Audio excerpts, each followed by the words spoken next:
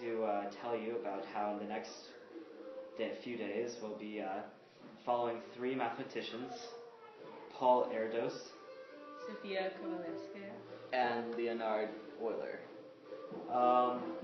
We'll be documenting how they live their afterlives and what events occur in heaven. So, let's head off to heaven. Now we find Leonhard and Sofia discussing matters of little importance, but of severe historical content. So are you ready for this math competition? I think so. Are you? I think I'm probably going to win. I have some pretty complex theories. That's great. What are your theories? I mean, for example, notation functions and number theories. I'll show you during the contest. Sounds good. I'd like to see them. Didn't you study in Russia at some point? I did. I grew up there, and then later I left for Berlin. Why was that? To study, because women were not allowed to get university level education. Yeah, I was also in Russia at one point, back in the 1700s, and I had to leave because of the censorship of education. So I too also went to Berlin at that time. And then I also believe that your father did not encourage your education. Yeah, because I was a girl, my father believed I should have gone into a more feminine profession that was not as intellectually demanding. So, but my uncle really encouraged my education in mathematics. No, my father and my uncle, they were never into math either. They were more peasants, I guess you can say. But I started learning from Bocelli, and he taught me everything I know now. So that's my math life. Let's head off to the math competition. Great. Found Paul Erdos coming into the math competition. Oh, hey Sophia. Hey, Paul. Hey, so you ready to lose? No. Because I was kind of hoping to school you like I did to all those kids back home in Hungary. How did you school them? Oh, well, the usual, just being a lot smarter. But you do that much in your day in Russia? Well, when I was a child, my wallpaper of my bedroom was covered in calculus, and that's, I went into that with my uncle, and that was my early introduction to math. Oh, that's interesting. Yeah, I kind of had a similar experience, to be honest. When my father was sent away to Russia in a prisoner camp, and after both of my older sisters died of just terrible sicknesses, my mother became very protective, and I ended up spending most of my days at home just reading books, staying indoors, not really having much social life, but numbers were my passion. So, how was your time after your childhood? Not too great. I married my husband named Vladimir, who was a paleontologist, but he became very emotionally unstable and passed away. So after that, I had to raise my daughter alone, and it was difficult. Oh, that's tough. Yeah, I had someone die who was pretty close to me.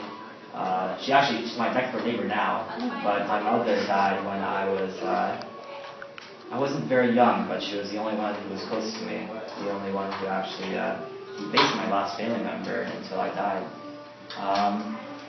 Yeah, but anyways, I'm gonna totally destroy you, so good luck. Thank you.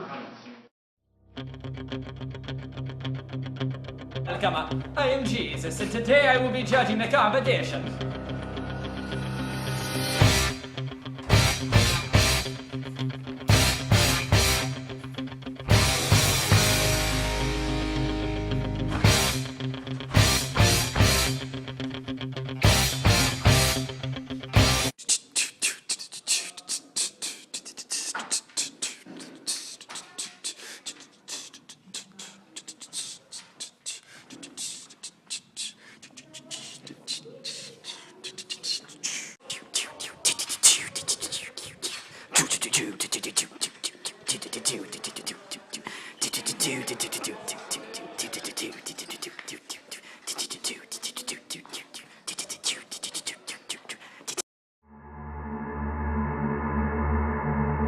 Oh, Jesus, who is the winner of the competition? Oh, the winner is Euler for the concept E. Now, congratulations, Euler. You are truly the best mathematician of all time. High five. Very nice. It's on your victory at the contest. I mean, it's no big deal. I went to college when I was 13 years old and remembered a poem that's 9,000 words long, so no big deal. Kind of expected to win, though. I mean, it's logic, really. I mean, E 2.7. So, do you want to talk about all the places that you've lived? Go ahead. I have lived in Russia and in Germany and Sweden. Well, like I said before, I moved from Russia to Germany, but then I moved back to Russia because the leader of Prussia, he said that I cannot be in Germany any longer because my ideas were too controversial. So I moved back to Russia. Hey, Paul, wait, can you come over here for a second? We need to talk to you about that. What happened there? Oh yeah, that was crazy. Also, I heard you guys talking about all the places you lived.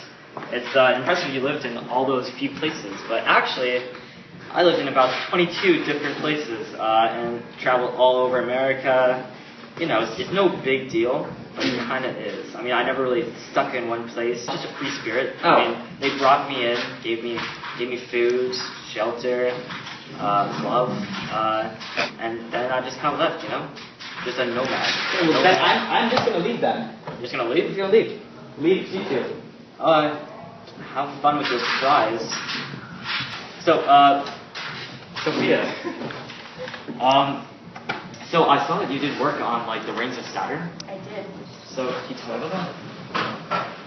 Oh, was it interesting? It was very interesting. Very interesting. That's nice to hear.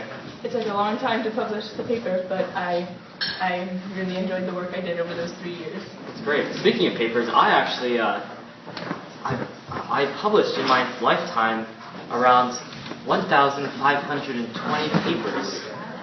Yeah, very interesting. All of them, combined and alone, individuals.